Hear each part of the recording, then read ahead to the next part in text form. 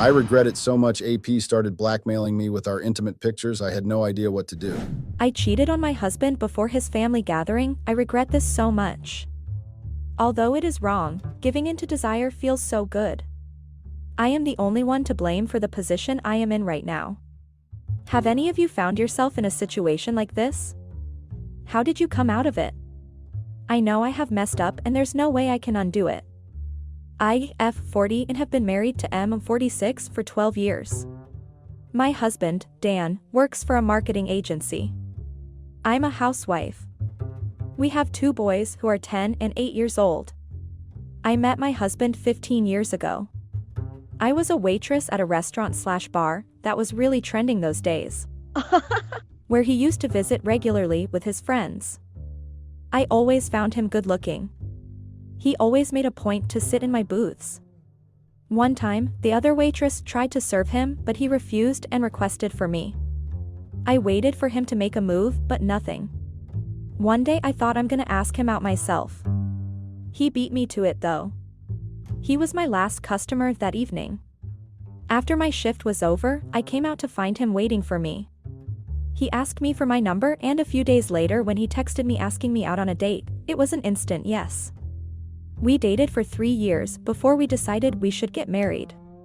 Our marriage was everything one could dream of. I worked for a little while after our marriage, but when I conceived my eldest son, I stopped going to work. I've been a housewife since then. My family life was going extremely well. My friends always used to tell me that they are jealous of me. My husband loved me. We had 2 wonderful children. It was really a dream life till I had to go and up everything. My husband at work requires him to travel a lot of time. It wasn't much of a deal since I always had the boys and was never left alone, even when I wanted to. My boys went to boarding school this summer. I didn't want them to go so young, but it was a tradition in my in-laws' family. My husband had gone too. I started feeling lonely after my boys went to boarding school this summer. My husband was out for work mostly as well. All my friends were also busy in their life. It also started to feel really boring. I thought of joining some classes. It was the best way to pass time. I browsed some classes near me and finally decided that I should join art classes. I always had an interest in art in my school days, but never got the time to continue it. I had all the time in the world now. I went to the website of this art class near me. An artist who was in his 30s was conducting these. I quickly filled all the formalities and enrolled myself quickly. In the evening when Dan and I were having dinner, I told him that I was joining an art class. He was excited for me. "You should explore your hobbies, Han," he said happily. I truly had won the lottery for the best husband. He was always so supportive. The day for my first class finally came and I went there. I was quite nervous. At the age of 40, starting something new felt quite intimidating, but Dan was right. I needed to explore this for me, I thought as I looked in the mirror. I wore a white sundress. I didn't want to look too uptight or anything. I finally reached the location. It was a studio. It wasn't either too big nor too small. It was a good place. I was the first one to reach there, so I admired the interior and everything. It had a full-length mirror on one of the walls. Whoever designed the interior of this place had a good choice. "Found something you like?" a voice broke my attention. I turned to look and found a young man standing near the door. He smiled at me and I gave him a small smile back. "I'm John, your teacher," he introduced himself. This young man was going to teach me art. Maybe this wasn't such a good idea after all. I introduced myself to him as well. John smiled at me and told me to take a seat. John started asking me what I liked more, drawing or painting. I told him that I liked both. "It's all right with you, I'll start by explaining the basics to you." I was confused as I was the only person there. "Aren't we going to wait for other people?" I asked him. He told me that I was the only one in this class. "I only take one-on-one classes," he said smoothly. I must have missed that on the website. John started explaining to me the basics. He told me what all objects will cover, etc., etc. There was something about John. I couldn't pinpoint it, but he gave me a different energy. He would give me complete attention since I was the only person in the studio, but it was also the way he looked at me. Like I was special or something. It felt weird to get this type of attention from a stranger, but let's be honest here, I also enjoyed it a bit. Whenever I was drawing something or painting something, John would come and sit closer to me. He got really close to me a few times. He would hold my hands and show me where I was going wrong. It didn't feel like a normal teaching equation, but I couldn't tell him to maintain some distance. I didn't want to. I always looked forward to going to the studio. Even though I had scheduled classes twice a week, John had told me that I was always welcomed here to hang out or to draw something. Whenever I used to visit the studio, John would always treat me with such warmth and gentleness. It felt good. Even though, it also felt wrong to receive this type of attention from a stranger when I had a loving husband back home. Dan had gone out of station for a work-related thing. I thought that instead of being alone at home, I should head to the studio. I got ready, putting a bit extra than I would have normally put in. I picked a cute dress and also applied my favorite red lipstick. I told myself, I'm doing it for me, but a part of me knew that I was lying. I went to the studio and found John there. He was surprised to see me. I told him that I would like to draw something here if that's all right with him. He said it was perfectly fine and we both took our seats. I was engrossed in the piece I was working on that I didn't realize when John came and stood behind me. It was only when he placed his hands on my shoulders that I looked up at him. Beautiful, he said. Oh, thank you, it isn't completed yet though, I thanked him.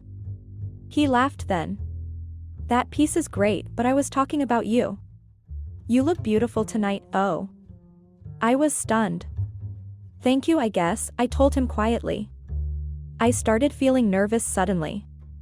Even though I had a teeny tiny crush, as the kids today call it, it still felt inappropriate. John took my sketchbook from my hand and kept it on the side. He started massaging my shoulders.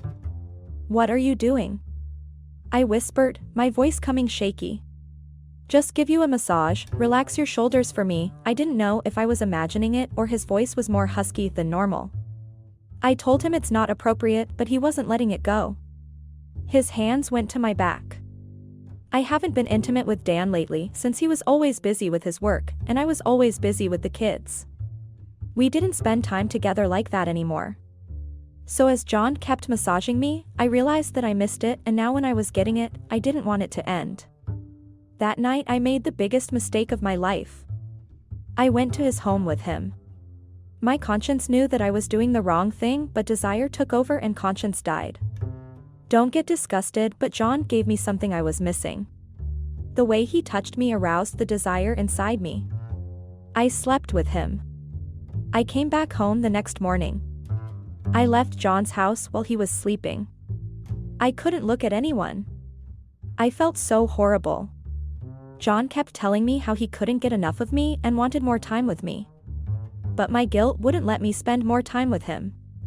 As I came to my home with memories of my family, the guilt increased tenfold.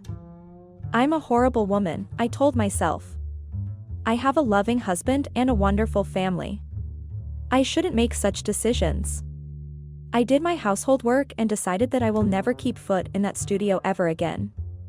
My thoughts got interrupted when I got a call from John. Why did you leave like that? He asked me.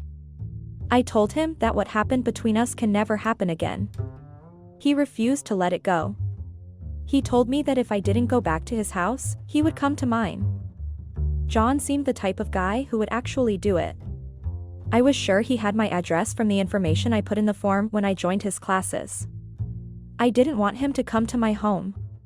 I didn't want my neighbors to see him and ask questions. I didn't want to risk something like that, so I decided to go to his house and tell him face to face that whatever happened between us can never happen again. I reached John's house at 8 o'clock sharp. My resolution to tell him my decision dissolved when he opened the door and kissed me instantly. I wasn't used to this urgency and passion, and it felt so good. I feel awful for that. John treated me with such warmth, but at the same time he used to treat me with so much passion. I missed this passion with my husband. It was there in the beginning, but as responsibilities increased, it went away. You could have it now, John told me, and even though I knew the right thing was to leave his place, I couldn't. I stayed there. I thought of giving myself one more night and that would be it. The next morning, John woke up before me. I can't have you running away again, he told me when I asked how he's up early.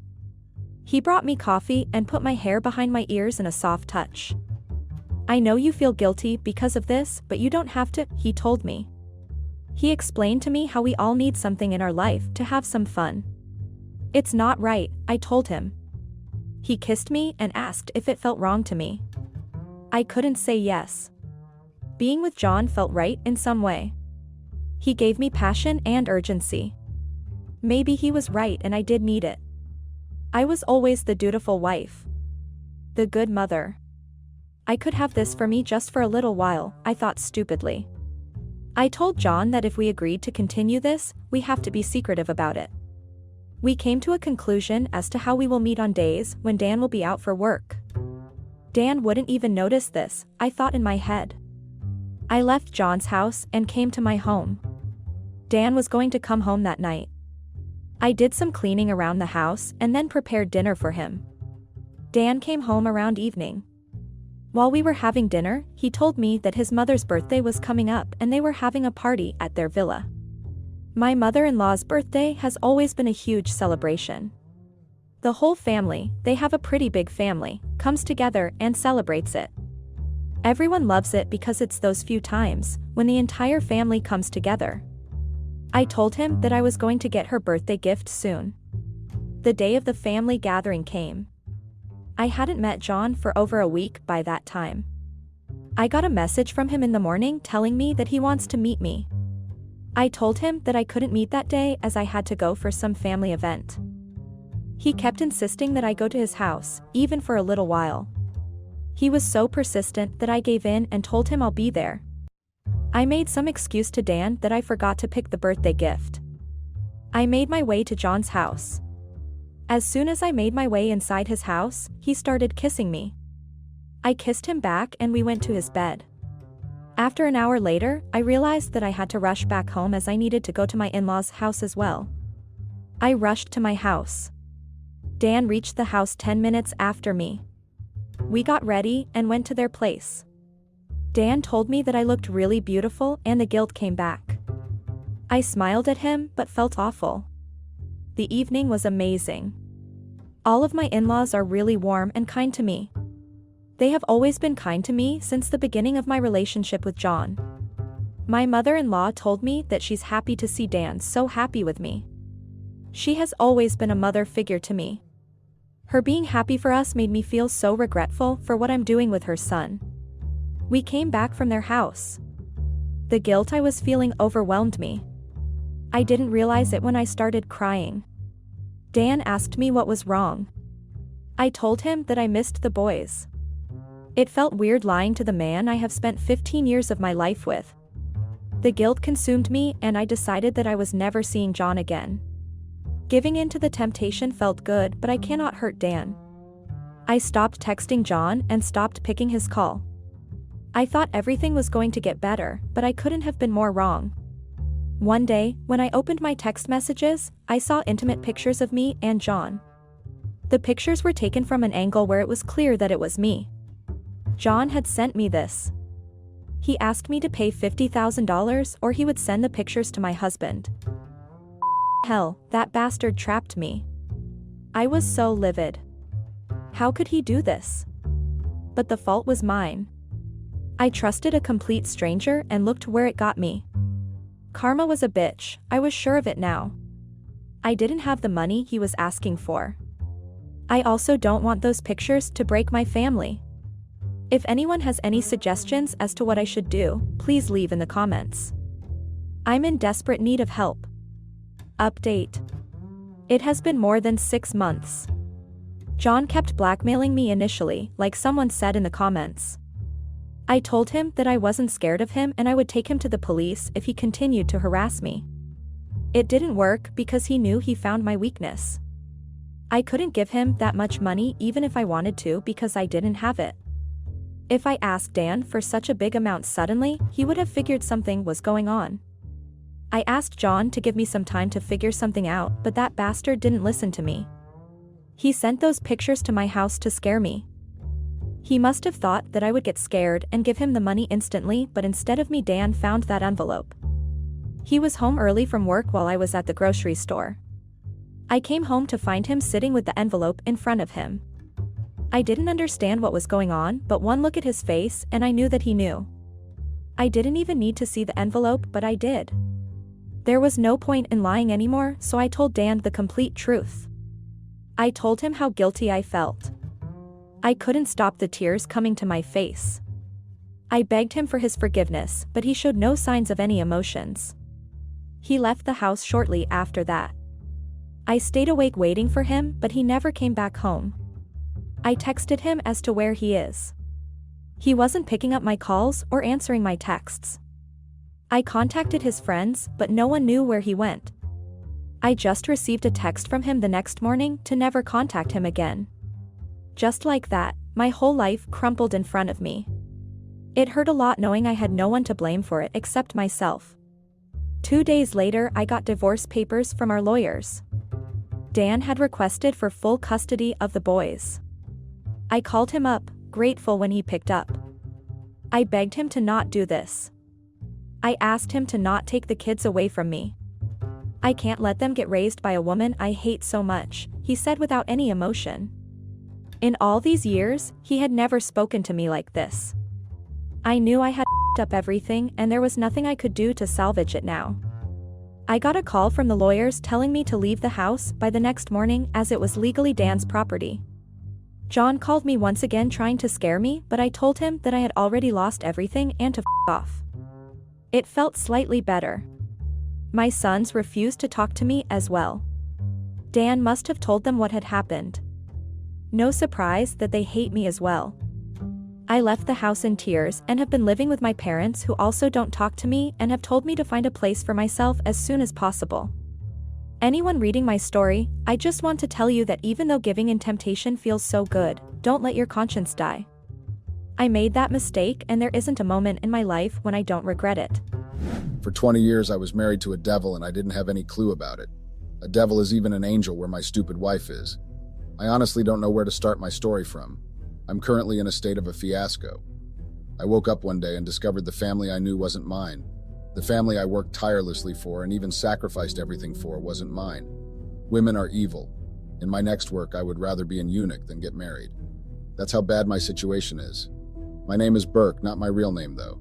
For the sake of privacy, I will be using fake names. I'm 48 years old. The name of my wife is Katie and she is 45 years old. Katie and I have been married for 20 years now. I work offshore, so I'm rarely around. Katie, on the other hand, is a celebrity chef. Our marriage is blessed with 3 kids, 2 boys and a girl. I thought I had a beautiful family not until a few months ago when I realized everything was a facade. Never in my wildest imagination would I have imagined that Katie would do this to me. I don't deserve this kind of betrayal. I can't believe my wife of 20 years has been cheating on me for the past 20 years. And what stings more is the fact that none out of the 3 kids is mine, and I'm depressed right now. That's the reason I thought it's wise to share my story here so that people can advise and encourage me on what to do. Have you ever been in this kind of situation? How did you handle it? How can I ever get over this? For clarity's sake, I will take my time and explain how everything happened. So Katie and I go way back. I have known Katie almost all my life. She was my best friend, my soulmate, and everything. Well, so I thought. I always thought getting married to Katie was the best decision I have ever made, and honestly, I never thought a day would come when I would regret everything. I've never had any reason to suspect Katie because I thought we were on the same page, but 3 months ago something happened at work. I was falsely accused of stealing, which got me suspended from work indefinitely. Looking back now, I'm glad everything happened because the whole situation opened my eyes to a lot of things, and I got to discover a lot of hidden secrets too. Immediately, I lost my job. I came back home to my family so I could be at least comforted, but nothing prepared me for what was waiting for me. As soon as I got home and informed my dear wife what happened at my place of work, her countenance changed immediately. The only thing my stupid wife uttered from her mouth was, "So what are you going to do now?" I ignored her comment because I thought she was flabbergasted and shocked by the revelation, but as time went by, she proved otherwise. Every day she would wake me up with, Your mates are outside working and you are here just wasting away. I was surprised by the sudden change of character because the Katie I knew was different from the one I met in my house when I got suspended from work. Note that I usually send 80% of my salary to Katie at the end of every month. I usually tell her to take some for housekeeping, some for the children's basic needs and school essentials. I always advise to save some of it for rainy days like this. But I got the biggest shock of my life when my foolish wife told me there was no savings. Believe me, my salary is not small. I usually work 3 weeks offshore and I always get just a week out. That's why I send almost all the money I toil day and night to my family because I don't want them to lack anything in my absence. I almost passed out when my stupid wife told me there were no savings. That's where I started suspecting her because no matter how I did the calculations, I still could not understand how she spent all the money and worst of all, even TL. But she couldn't account for how she spent the money. Another thing that intensified my suspicion was that my stupid wife wasn't always at home. She hides under the guise of being a chef and spends days outside claiming to be working. It's weird because for someone as big as she is who has a sous chef working under her, I couldn't understand why she was away 24/7. It was at this point that I started paying close attention to her movement and activities. I started by asking the kids if this is how their mom goes out every day, and I was shocked when they told me she was hardly at home just like me. In fact, they told me they know me better than their mom because I at least spend a week with them every month, but they can't say the same for their mom. Honestly, this revelation broke my spirit because while I was out there toiling to feed my kids and finding closure in the fact that my kids are at least with their mom and she is looking after them, my kids were, in fact, being trained and looked after by different nannies while their so-called mother is out there lavishing my money. The infuriating thing about this whole situation is nobody knows what Katie uses her money for because I take care of all the bills even though she works and earns well. On one fateful day, I got lucky and got access to Katie's phone. Anyone who knows Katie knows she doesn't joke with her phone and carries it around like an egg. But on this fateful day, her phone was in her hands and she dozed off. I quickly took the phone from her hands and tiptoed out of the room like a petty criminal. I knew the sleep wasn't deep and that she might wake up at any moment, so I quickly cloned her phone. I had researched about it before, but I never got the opportunity to experiment it. But alas, the golden opportunity came. I cloned the phone and immediately took it back before she woke up. With everything on Katie's phone now in my phone, I decided to go through everything one after the other, bit by bit, and damn, nothing prepared me for the things I discovered. How I didn't get a heart attack that day is still an unexplainable mystery because my chest was literally beating. I could see it. At one point, it even felt like my heart would jump out from my chest. I discovered through chats that my wife has been cheating on me for the past 20 years, and that's not all. All our 3 kids are not mine. Let me still shock you all, the kids have different fathers. If I had not seen those chats with my eyes, I would have doubted the whole thing. If even with the evidence I didn't want to believe the kids I loved more than anything else in this world weren't mine. In the chat with her friend, Katie was telling her how I would never find out the kids ain't mine, and I will keep training them till they're done with college. Then after that, she might just have pity on me and disclose everything to me. Then she doesn't care about the consequences because I would be old and weak, and the fear of spending my old age alone would leave me with no other option than to accept the kids and forgive her. I also discovered she spends my money on these baby daddies. They're basically on her payroll, and that's what she uses her money and my money for. At this point, I wanted the ground to open and just swallow me up so badly.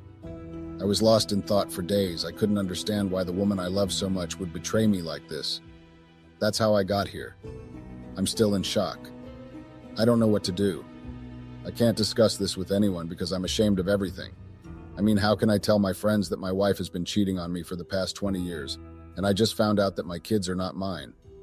That's why I have come here to anonymously ask for advice. A part of me still wants to run a DNA test on the kids because maybe everything is a joke or even a prank.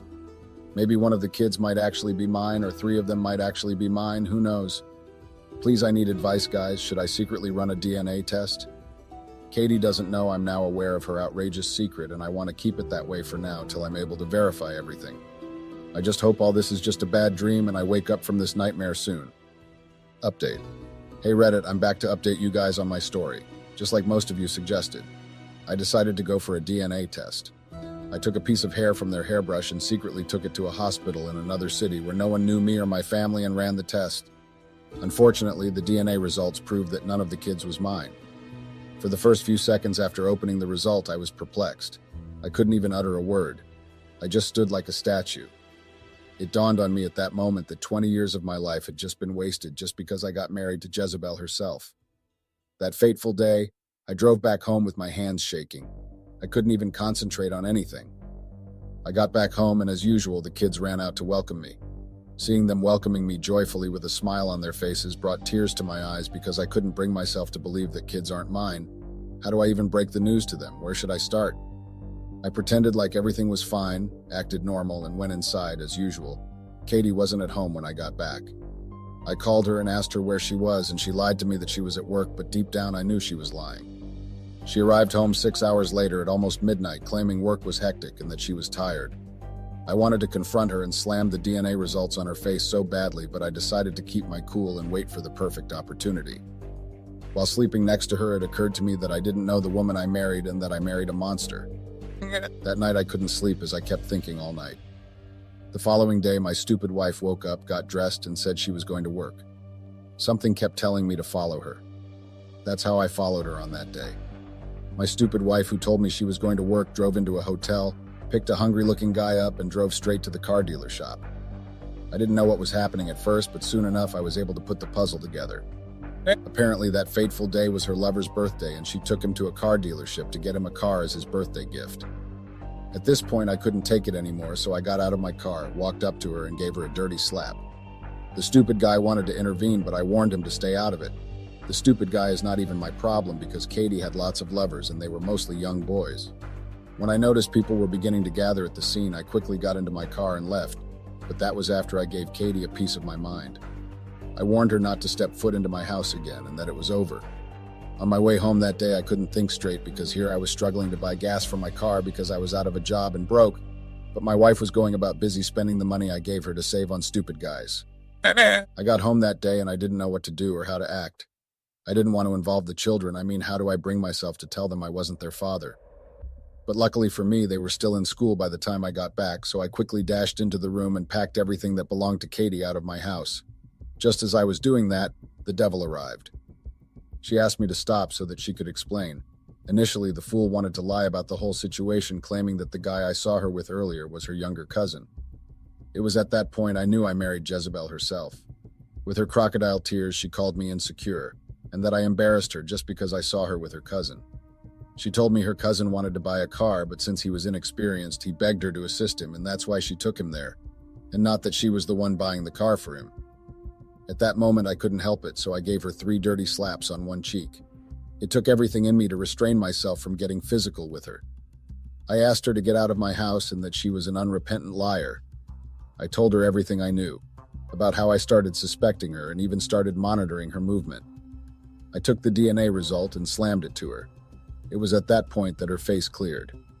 She started begging, claiming everything was the devil's work. Oh wow, isn't it funny how the devil gets blamed for every stupid mistake women make?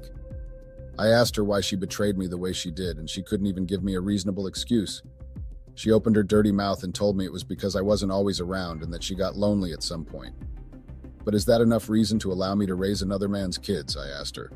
She couldn't even utter a word. She just kept saying it was the devil and that she didn't even know what came over her. I told her to leave and expect divorce papers from my lawyers, but she refused, crying like a child that just lost his candy. I had to call security to come push her out of my house. While that was happening, the kids arrived and asked me why I was sending their mom out of the house. I couldn't tell them anything, so I told them their mom would explain better, but that for now, they need to go with their mom. I told them I was going through something right now and I just wanted to be alone.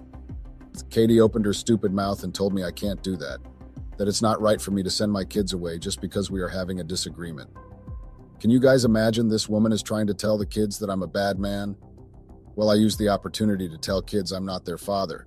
I know they will not really understand because the oldest of them is just 12 years old while the youngest is 8. We didn't start having kids early because I wasn't always around. I wanted to be part of my kids' life. So I suggested we wait till around the time I was planning my retirement before having kids. Well, back to the subject of the day.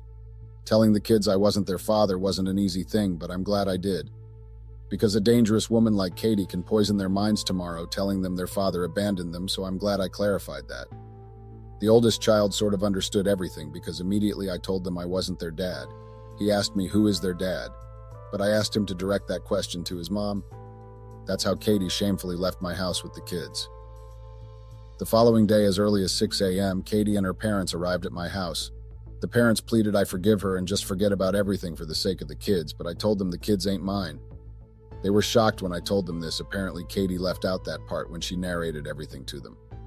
They asked me if it was all three of them, and I said yes.